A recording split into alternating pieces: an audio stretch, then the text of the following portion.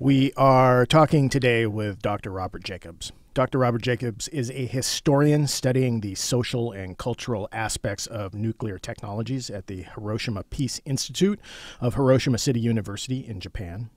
He is the principal investigator of the Global Hibakusha Project that explores the social and cultural aspects of radiation exposures around the globe, primarily in nuclear test site communities, nuclear production communities, and nuclear accident sites. He is the author of The Dragon's Tail, Americans Face the Atomic Age, the editor of Filling the Hole in the Nuclear Future, Art and Popular Culture Respond to the Bomb, and co-editor of Images of Rupture in Civilization Between East and West, the iconography of Auschwitz and Hiroshima in Eastern European arts and media. Bo, thank you very much for coming in and spending time with us this morning. Oh, it's my pleasure to be here, Mike. So, start out, tell us, how did you get interested in nuclear issues? I actually got interested in nuclear issues by being afraid of nuclear weapons when I was a child. I was taught in school in the 60s. I don't know that it was duck and cover, but it was some similar material. It was about how to recognize a nuclear attack and what to do in case of a nuclear attack. There was a variety of programs in the 50s especially to train children how to survive nuclear attacks directly. And so I remember I received this training in 3rd grade, and always in this training they say that you need to be hypervigilant for the flash, the bright white flash of a nuclear weapon. That's the first sign. And then you're supposed to know what to do after you see the flash. And I remember going home to my house in suburban Chicago after school that day and sitting on the front steps of my house and imagining the house behind me dissolving and imagining the houses on the street where I was sitting all dissolving. And I was sitting there waiting for that white light. And I think it was probably the time when I first was aware of my own mortality, but it was completely connected with nuclear weapons, and I became very afraid of nuclear weapons. So my means of coping with that was I began to read books about them, and I'm pretty much still reading. So it was fear, childhood fear of nuclear attack, that made me fixate on nuclear issues, and I've stayed largely fixated on it for most of my life. Just occurred to me that must have created an entire generation of children that reacted badly to the flash of like Polaroid cameras, which came out about the same time.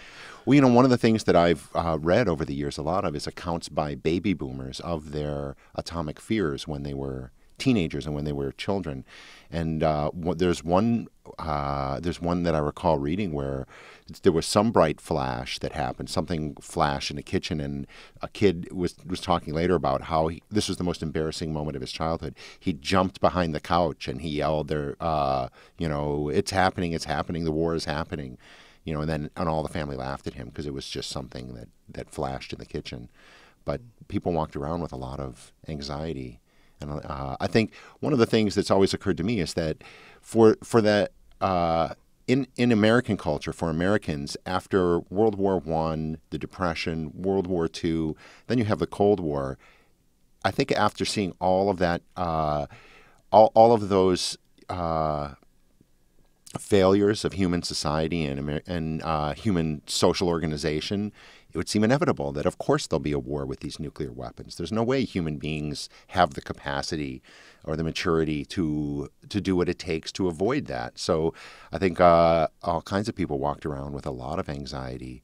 You know, here, one of the things that's most compelling about nuclear weaponry is that we have essentially powers that had been reserved to the gods in earlier civilizations, the power to destroy life on Earth, the power to end the world. These are things that gods could do, not human beings. Well, after World War II, we realized human beings now have this power. And we know human beings are mundane, spiteful, petty creatures. We hope gods have higher motivations and higher insight, but we know what human beings are like. So for human beings to have this godlike power just seemed it seemed almost as though there was no way to avoid a tragedy. And yet it seems today in our current society that feeling of inevitable use of these weapons has disappeared, but the chances of them still being used is just as high as it was back during the Cold War. Yes, absolutely. As a matter of fact, in some ways it may be higher because during the Cold War, because of the danger of escalating to a full global thermonuclear war, I think there was a lot more pressure in place to keep the slightest thing from happening because it did lead to that potential, whereas now it's much more likely you could have a nuclear weapon detonate and it would not trigger a massive exchange between the nuclear powers. So I think that sort of creates a little space for it to occur. So I think it's even potentially a more dangerous time right now. So how did you end up at the Hiroshima Peace Institute? Academia for me was a second career. I had 4 kids fairly young. I had 4 kids before I was 30, and I started my bachelor's degree when I was 30 with 4 kids. So I had been a chef, and I had been working in the natural food business and the organic produce business for years, and finished my PhD in my mid-40s. And as I finished my PhD and I was looking for academic jobs, one of the jobs that was advertised was as a historian at the Hiroshima Peace Institute. And I had never thought about specifically working in Japan, but it just was a perfect fit for them, having an American who studies nuclear issues and studies American representation of the bombing of Hiroshima and things like that. It was just kind of a perfect fit. So I ended up living in Hiroshima, which has been really wonderful. I've been there 9 years now, and it's great because Hiroshima to me, like it is to most people, is a mythic place, and it was a mythic place. And the first night I was there, walking around by the dome, it was like being in a dream. But Hiroshima now is just home. You know, it's where my wife and I are going to go out for dinner. It's where I got to pick up the groceries. It's where all the normal things happen. And it's kind of a pleasure for me for Hiroshima to shift from being this tragic place that has to bear the weight of the world or the weight of human frailty. You know, instead, it's just home. So Hiroshima is a really lovely city. It's a wonderful place to live. So talk about the Global Hibakusha Project. How did that come about? The Global Hibakusha Project is a research project that I've been working on for several years with a colleague, Dr. Mick Broderick from Murdoch University in Australia. And there's a couple of different... It's a project that had a vision at the beginning, I guess like so many things, and then it altered, and we were changed by the process, and it became something different than we intended it to be originally. Part of the basic idea is that in Hiroshima and in Nagasaki, there's some anxiety about how to stand against nuclear weapons once the generation of people who experience nuclear attack is gone. Studying the history of nuclear weaponry, especially, it was clear to people like Mick and myself that unfortunately millions of people can testify to the destructive power of nuclear weapons because there have been so many nuclear weapon tests since the nuclear attacks in Hiroshima and Nagasaki.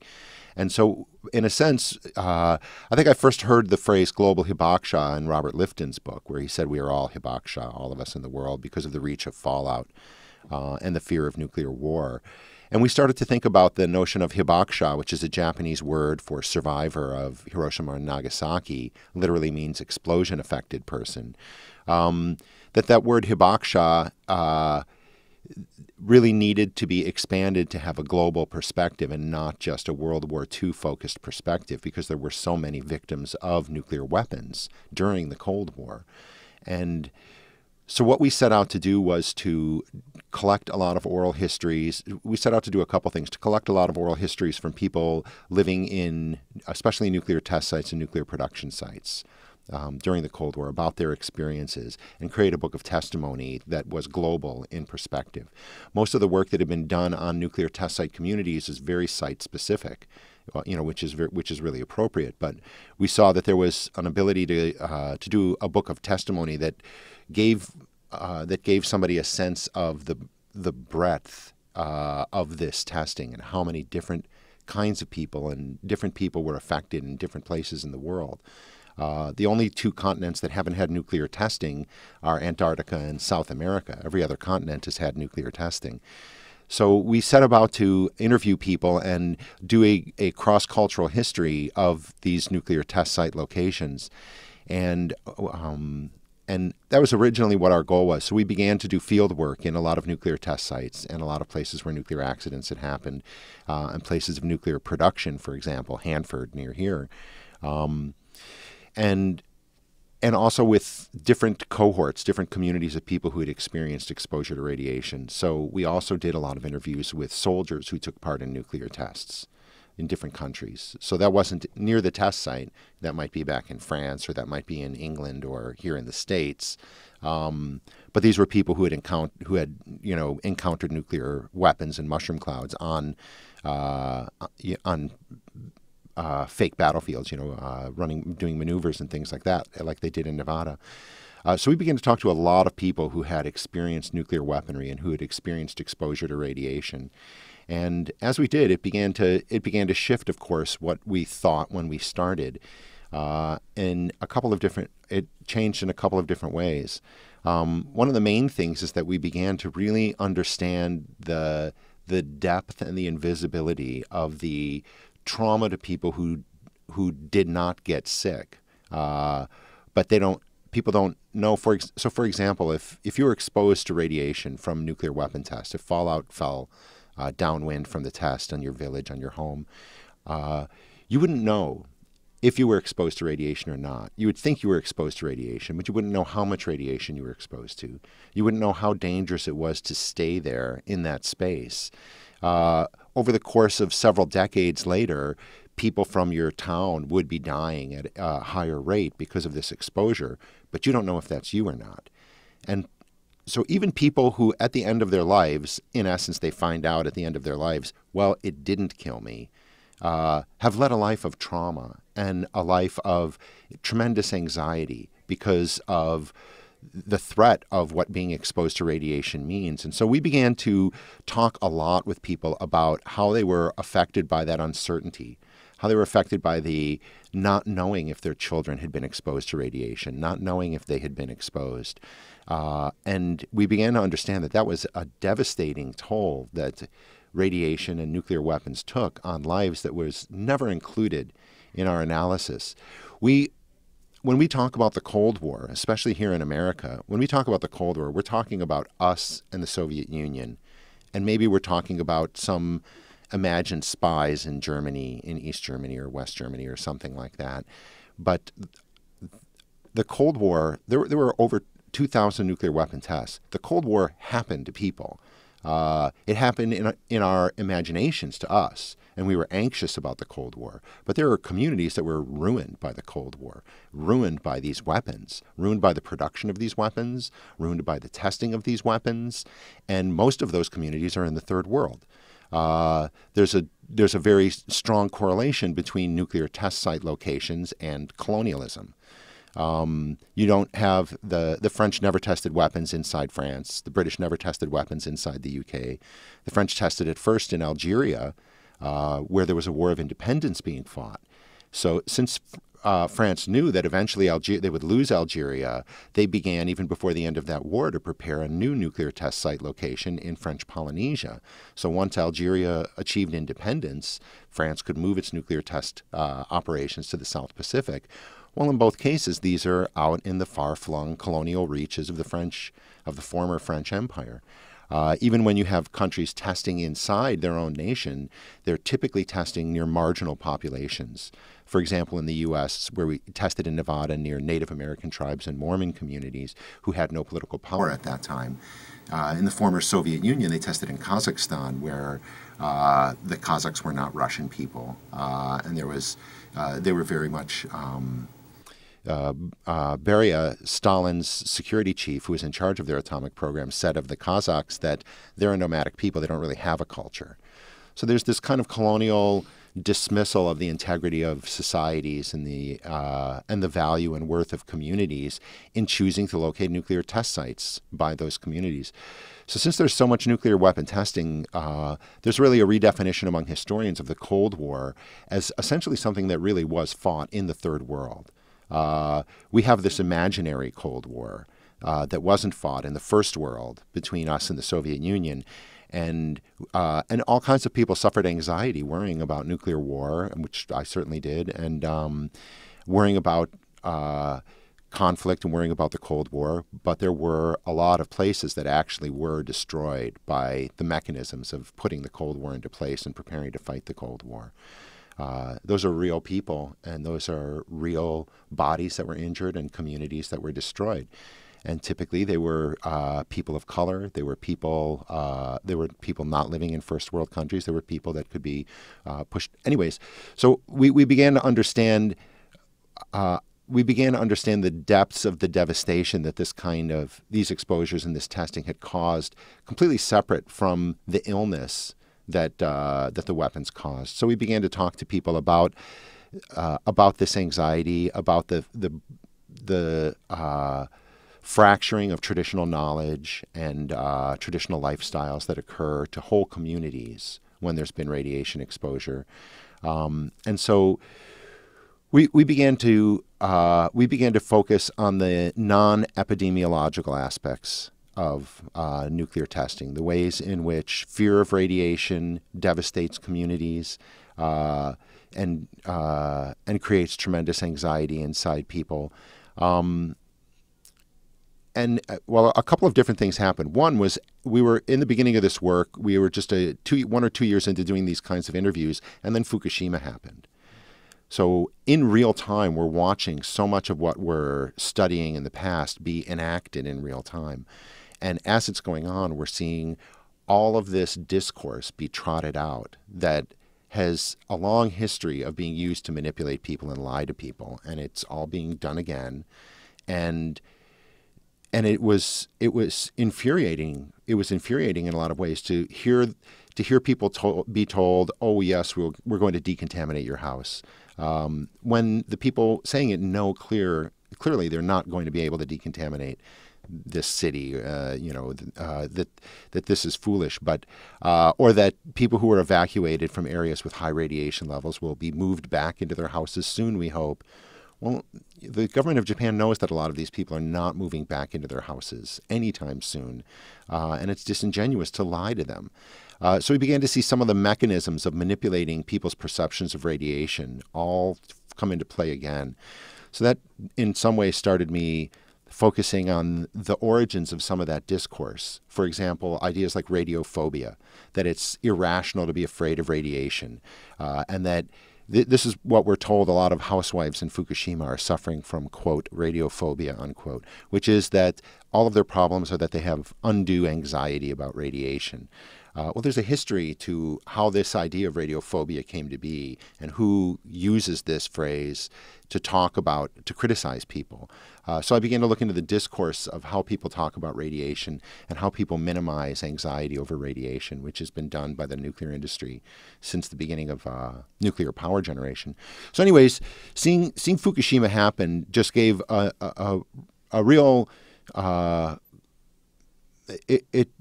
it made us realize that people are suffering through these kinds of traumas in real time, and this will keep going on. We're historians. We're looking at what happened 40, 50 years ago at nuclear test site locations, but there are people who are being dislocated from their homes, being severed from their traditional lifestyles, having their communities dissolved right now in northern Japan because of Fukushima. So we began to understand that there was a usefulness to people understanding how we talk about radiation and how we treat people who've been exposed to radiation, because there are people who need to try to survive as best they can, and they're in the middle of that struggle right now in Japan.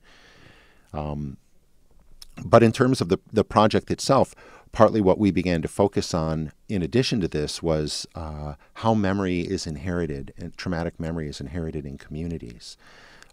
So how is history passed down from people who experience nuclear attack or nuclear testing once that generation passes? one of the things that we found was that in the past, in test site communities, there's been a lot of linkages, but the linkages have always been at an elite level of one or two people who speak English, who have the capacity to travel internationally, go to conferences, and tell the story of how people suffered in, say, the Marshall Islands or Kazakhstan, or a specific test site or a specific place where people were irradiated.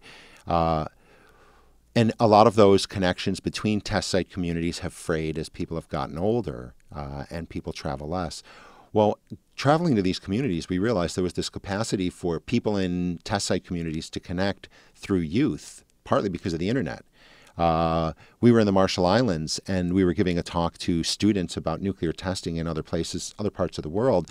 And because the students had to write a response paper, the teacher asked them to write a response paper, so they all took out cell phones and started to videotape us. So they would have our talk so they could write a response paper. So we realized that this was really a tool, was that young people are connected in this way. So we began to stage events to connect young people between nuclear test site communities, Skype conversations between students in Hiroshima and students in the Marshall Islands.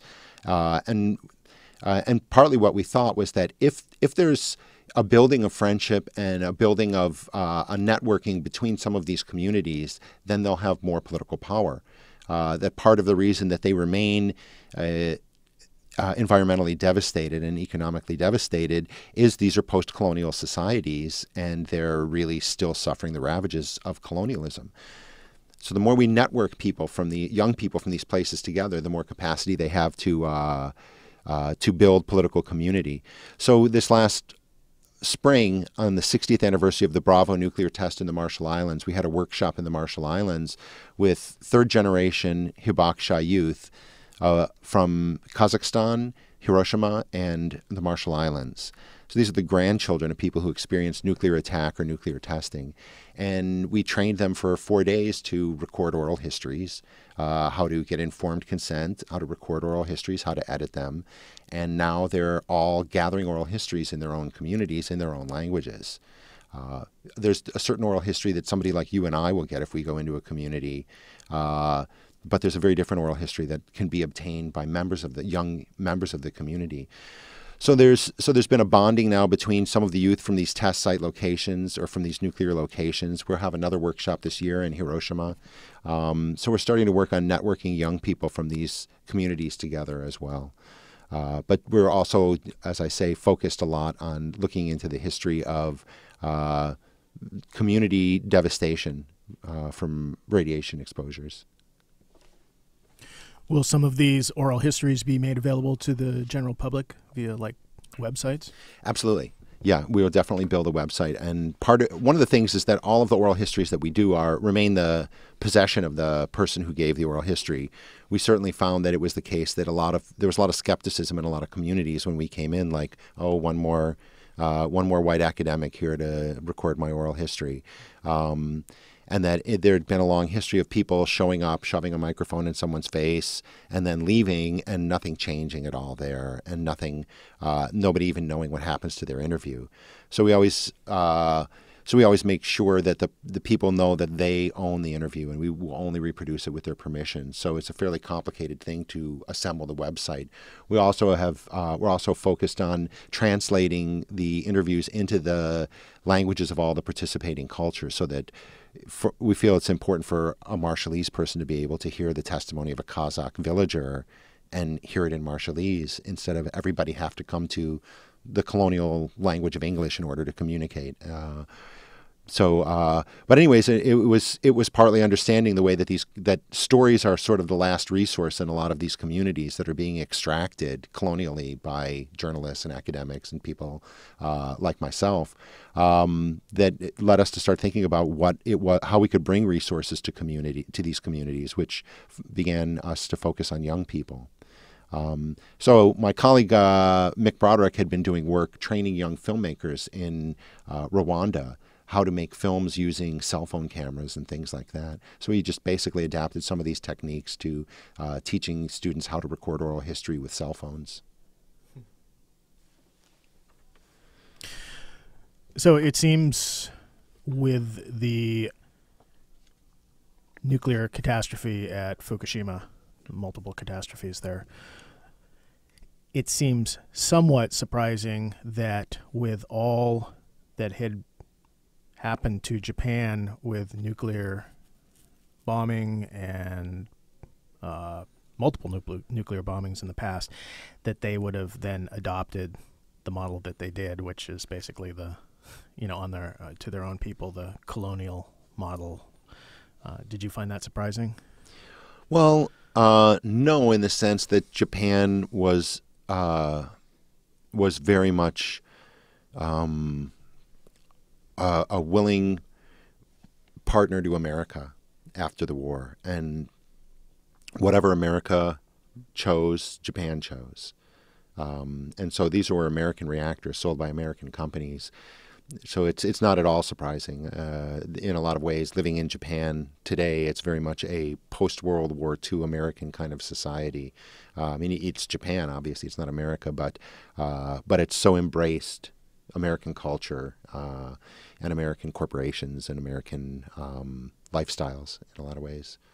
So it wasn't surprising. On the one hand, it was surprising that part of the way that the history came down was a little surprising. Originally, the idea was to put the first nuclear power plant in Japan in Hiroshima, because if the people of Hiroshima accept nuclear power, then how could anybody oppose nuclear power, right? They're the highest moral authority on anything nuclear. And so for a year, the Peace Museum in Hiroshima in 1956, I think it was, the Peace Museum was taken over and made into an Atoms for Peace exhibition. Over 1 million people went through the Atoms for Peace exhibition in Hiroshima. And there was also manipulations, for example, some of the Hibakusha groups in Hiroshima, in order to advance legislation that they wanted in the Diet, the national legislature, increasing compensation for Hibakusha and increasing who could be listed as a Hibakusha, in order to have support from the ruling party for the legislation they backed. They were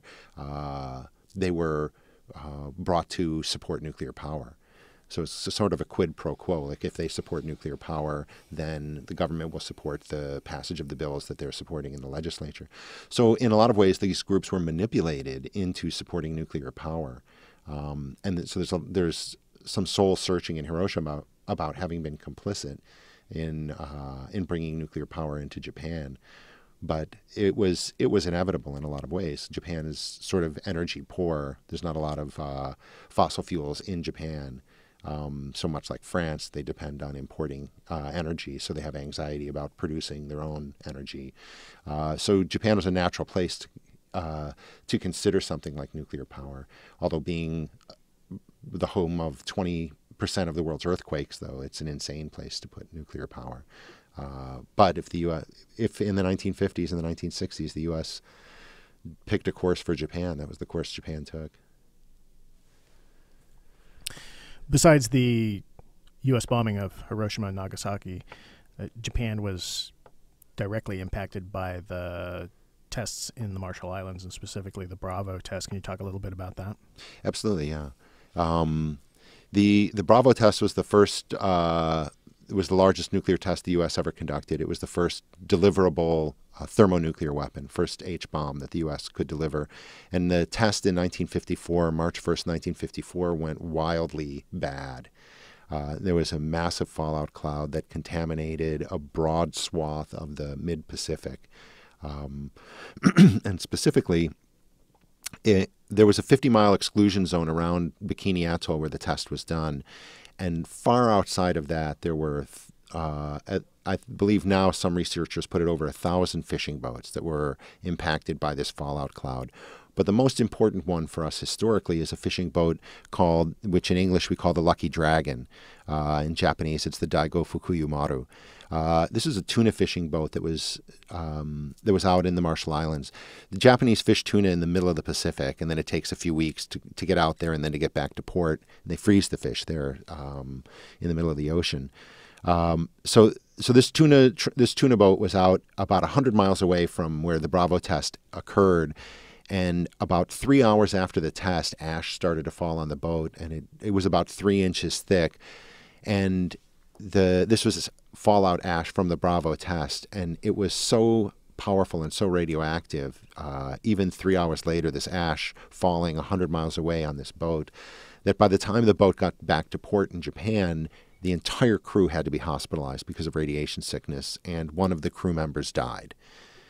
So for the Japanese, part of the way that was framed was that the Japanese were the first victims of the A-bomb, and the Japanese were also the first victims of the H-bomb.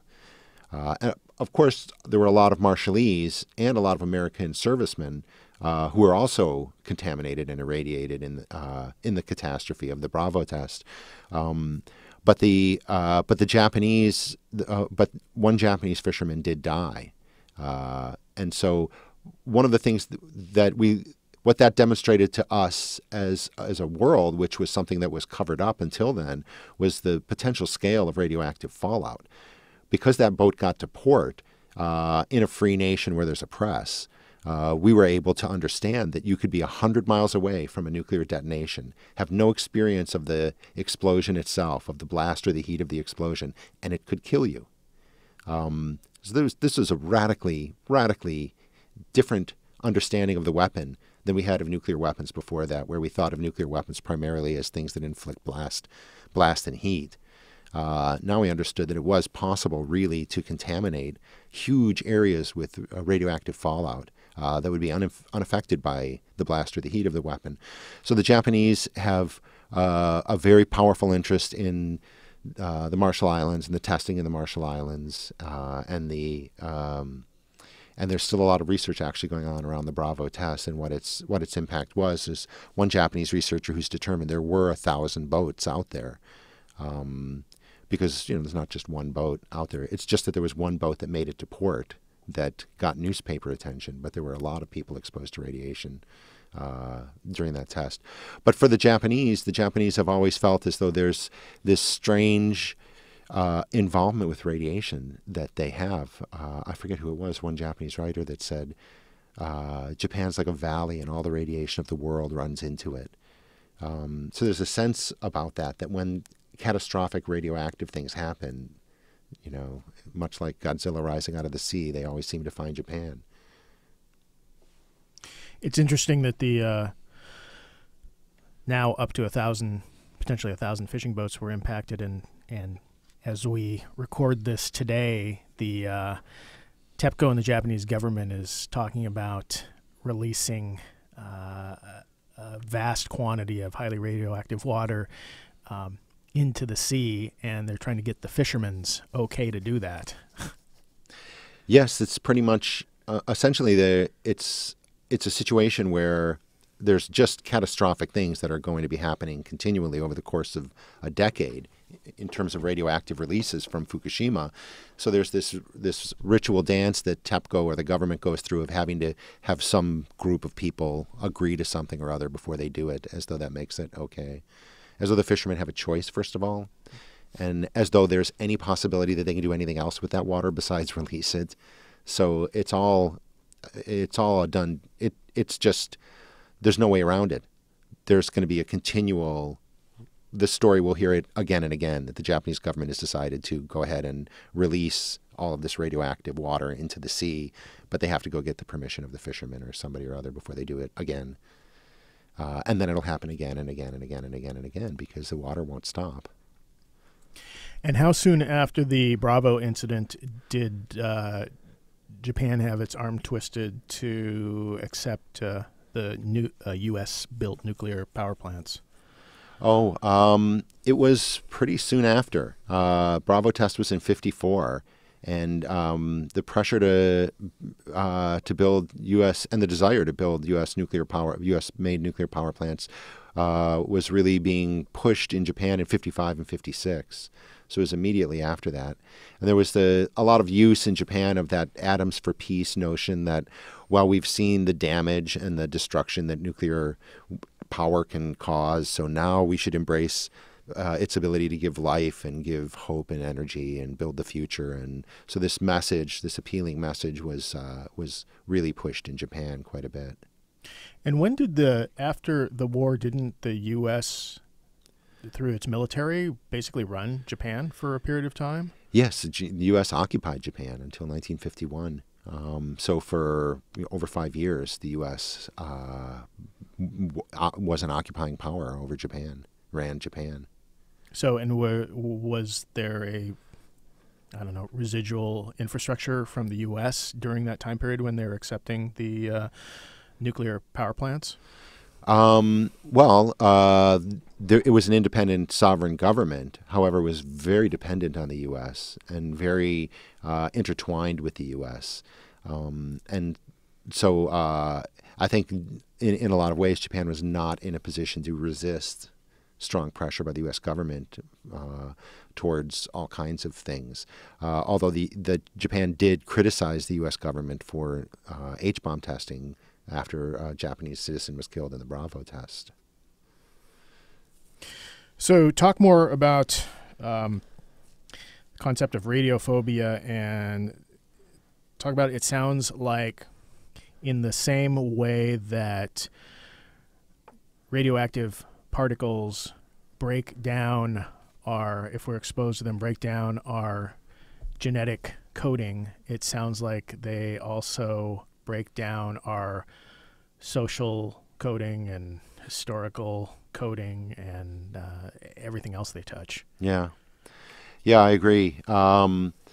There's two things to talk about there. One is the way in which radiation does have this incredibly destructive capacity. So, for example, if in places near nuclear test sites, communities either are removed from land, which brings all kinds of traumas when people are removed from their traditional homes, their traditional lifestyles, or they're left living in contaminated land. So living there has ongoing health risks and anxiety, and also results in a kind of a desolate landscape. You have places like the villages near the test site in Kazakhstan where people are living a subsistence life, growing food in their gardens and living off their livestock. And this is all in contaminated land, so the radionuclides just cycle through the plants, the animals, and the ecosystem of these villages. These villages are forever scarred. Places that are touched by radiation are forever scarred and changed in ways that were unanticipated, ways that it changes communities. And one of the ways that we react to it,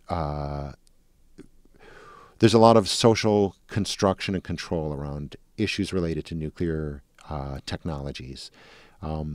So, for example, it's very important to the nuclear industry that people not be afraid of radiation and that people not be afraid of nuclear power plants. And so there's a lot of public relations involved in the nuclear industry in promoting the image of nuclear power as positive and also casting doubt on those that criticize the nuclear power industry. This is one of the ways that this has been done, and this is especially true after Chernobyl, was that there was talk about people suffering from radiophobia, which is that people are convinced they were exposed to radiation, they're convinced they're going to die, they're convinced that all radiation will kill you, and so it's irrational how afraid of radiation people are, and people need to learn the facts about radiation and stop being so afraid. You'll hear this condescending sort of thing that, oh, you get more radiation from eating a banana than you do from living in Chernobyl, or you get more radiation from flying from New York to San Francisco than you do from living in Fukushima, and so you hear there's all of these ways that people are talked to that is in a sense talking down to them as though they're not intelligent enough to understand this material, using technical terms to confuse people's understandings so that it's difficult to grasp what experts are saying about radiation. And this is frequently the idea is that if people knew what experts knew, they would completely not be afraid of radiation. They would know that nuclear power is safe. They would all of the opposition to it comes from anxiety and irrationality and fear. Yes, if somebody was attacked with a nuclear weapon, that would probably be, they would kill them. But for most of us living, we're completely unaffected by radiation. Well, of course, this isn't true. But this sort of discourse protects the industry, and it protects public opposition to the industry, which is a primary thing that is dangerous to the industry.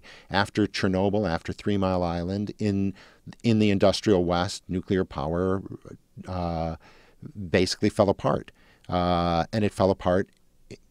From their perception, largely because of public opposition, because of irrational public opposition.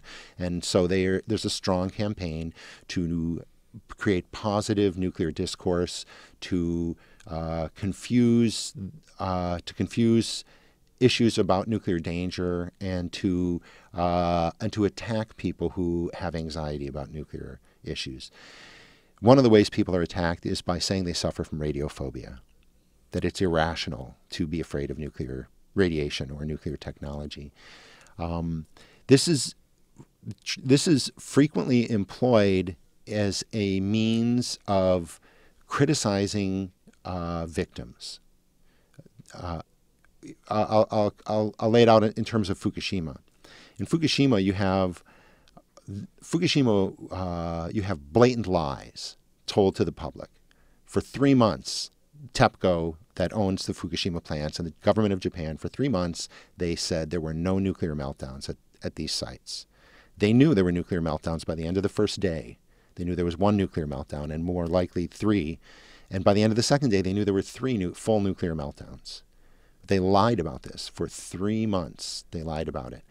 How do you think people feel who live 5 miles away or 10 miles away from having been lied to about this dire, potentially catastrophic event, having been completely lied to, and realizing that they had been lied to for years about both the safety of the plant itself, and second, the rigor of the regulations, keeping the plant up to code. There was lax regulations. There was lax safety culture inside Fukushima. There are other nuclear power plants closer to the earthquake that didn't melt down. It's partly the way TEPCO ran these plants that led them to melt down. So people had been lied to. People had, and now people were suffering as a result of that. They were being lied to about whether there was meltdowns. They were being lied to about how much radiation was being released. They were being lied to about all kinds of things. Then some amount of people are evacuated, forcibly evacuated. Other people are told you should evacuate, but we're not going to do anything to help you or pay anything, but you should probably evacuate. So you have all of this tumult and all of this disruption going on in this community. There's really conflicting information about how much radiation has been released. There's manipulated information about how much radiation is being released. And then afterwards, you have over 300,000 refugees that have left the area. Over 100,000 people living in temporary government housing for 3.5 years. And you have a lot of misinformation about radiation levels. So you have fields that are cleared and said to be decontaminated, and people can walk around with Geiger counters and find much higher levels of radiation in those same fields. You have schools that are decontaminated down to what is considered a safe level, and parents showing that 2 inches outside of this fence, you can find a much higher level. And even inside the school fence, you can find much higher levels. So you have a lot of people who are understanding that they're not being told accurate information about dangers to their children, dangers to themselves. They had been lied to.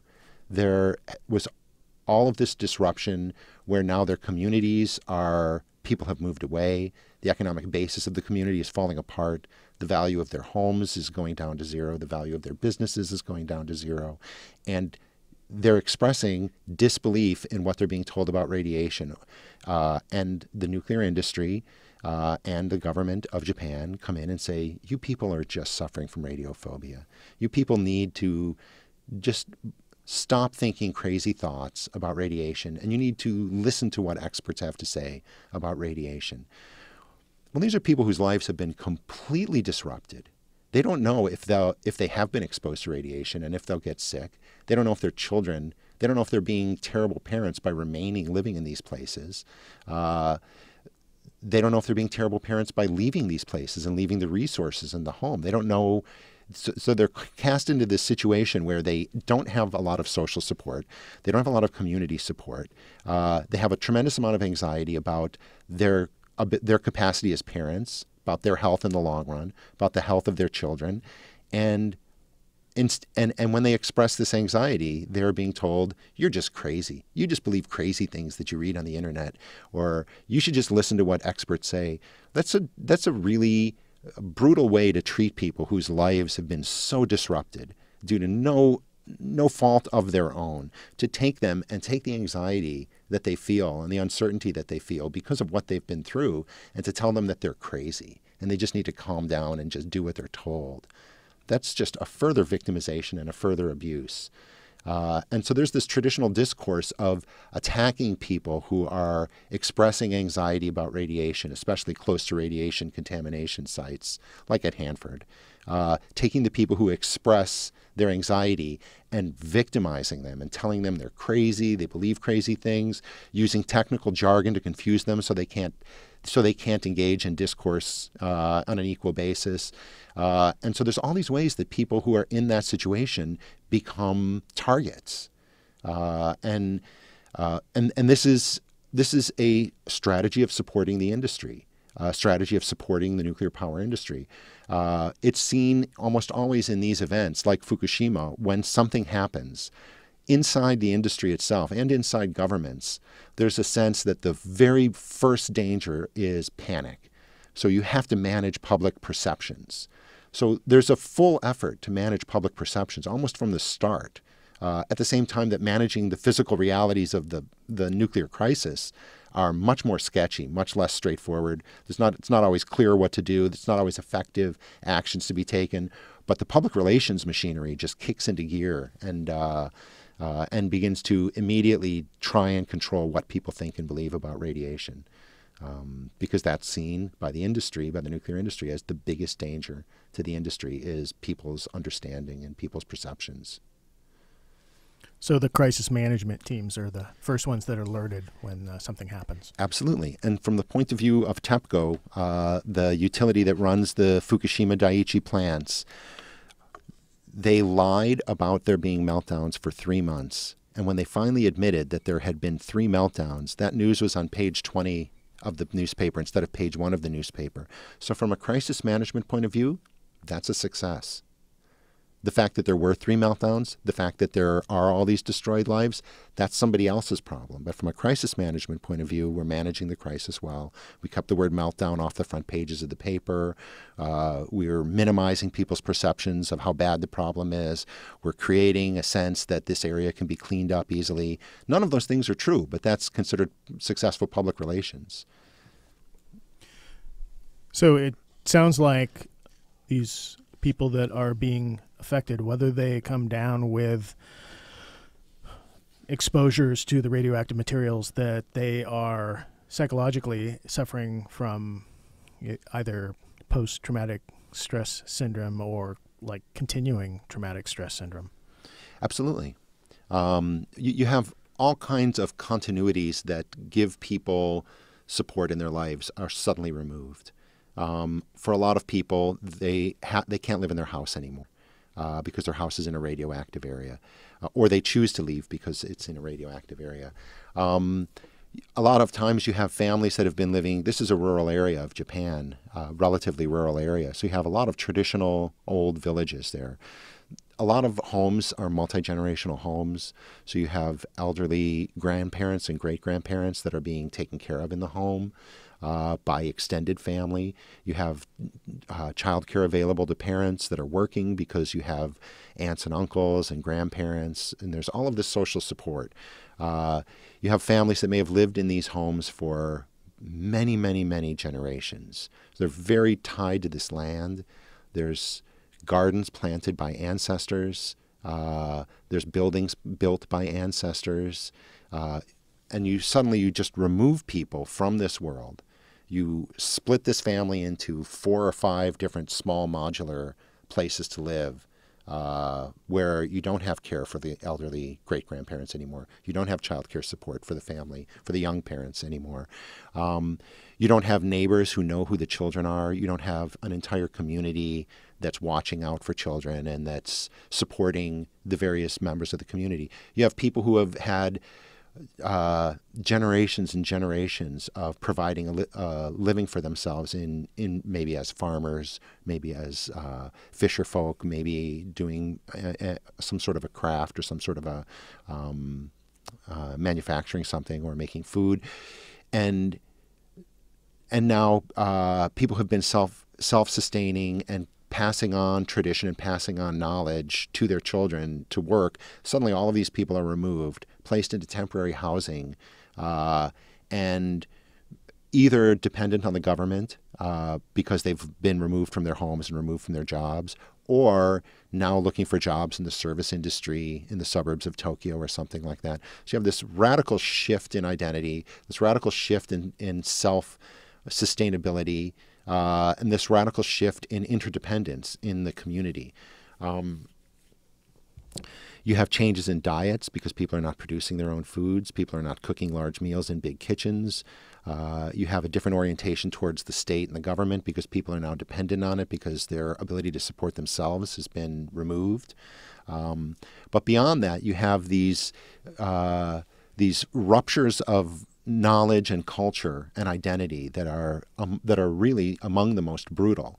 A lot of the people that I've talked to are people who experienced radiation exposures 50 years ago. So looking back on that, the kinds of things that are most brutal for a lot of people, and this I know is true in Fukushima area as well, is one of the things that happens when communities go through this kind of disruption is that there's a breaking of connection to ancestors and to tradition. And for a lot of people, this can be really devastating. We in America live a life largely free of connection with our ancestors. But that's unusual. Most people in the world live a life of connection with their ancestors. They don't live so far from where their ancestors lived as we do. In Japan, one way to look at it is there's a traditional Japanese holiday called Obon. Obon is when people in Japan return to the village where their families are from, originally where they're from, and gather and maintain the graves of their ancestors, clean the graves of their ancestors and decorate them, welcome the spirits of their ancestors back to earth for 3 days, and the family stays gathered in the home and has meals and spends time together, escorts the spirits of the dead ancestors back to the graves, which have been cleaned and decorated, and their spirits are honored. And this is a means of continually keeping the graves of our ancestors clean, their memories honored and respected, because in most traditional societies, it's understood that we walk in a world that the ancestors built.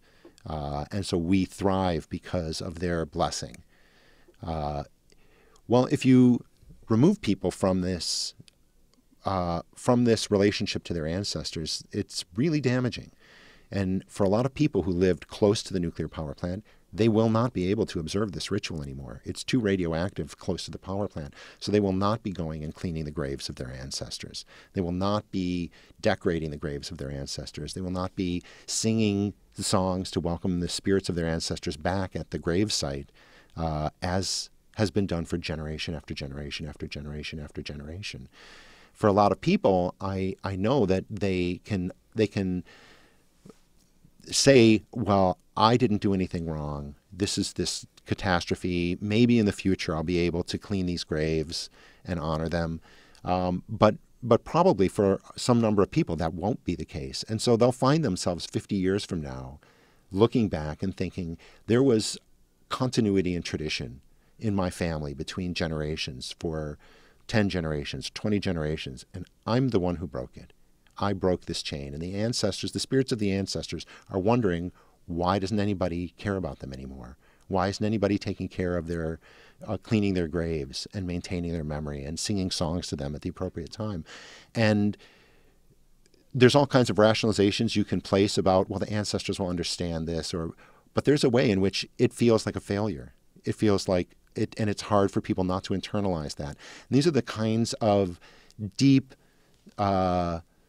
fractures that accompany this dissolution of community because of toxic technologies that never gets counted. All of these people who, all of this rupturing of continuity in this culture in northern Japan, where there's been a lot of continuity, it takes countless tolls that are unseen and under the surface, but really impact people's lives, people's sense of well-being, people's sense of emotional well-being. But it can even go beyond that. You have, for example, in Australia, you have the British did nuclear testing in Australia, and in near Maralinga in southern Australia, one of the things that happened was the outback is a very, very difficult place to live. It's a very harsh environment. And so you have the British would take a group of people that had been living near the test site and just pick them up and plop them down a couple hundred kilometers, to the west or the east or something like that. Now, the way that these communities could live in such a harsh environment was by passing down really detailed information about how to survive. Songs, traditional songs that are sung that have detailed knowledge about where to find water, when to find water in different places, the migratory patterns of animals, when to hunt various animals. And that's how people can survive in that harsh climate. If you pick them up and you drop them 200 kilometers away, they don't have that knowledge. That knowledge chain is broken.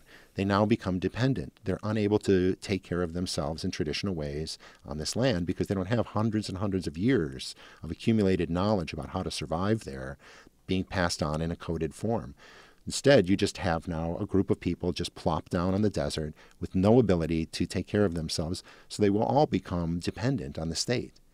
And so here you have the disconnect between the British colonial power in this case and any understanding of the functioning or value of the community that they're tampering with. These are just native people. You can just pick them up and move them over there. What's the difference? It's desert. So there's that violence and that cultural disconnect, but you're also ending that community's ability to survive traditionally.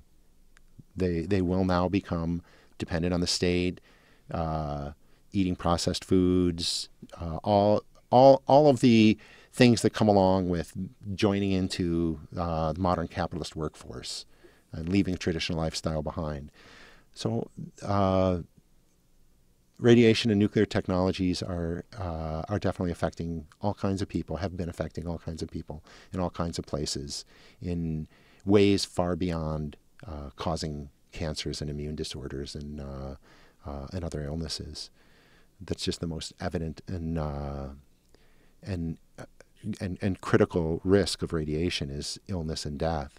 But the other things that it does, it just continues to do. It destroys societies, communities, and families.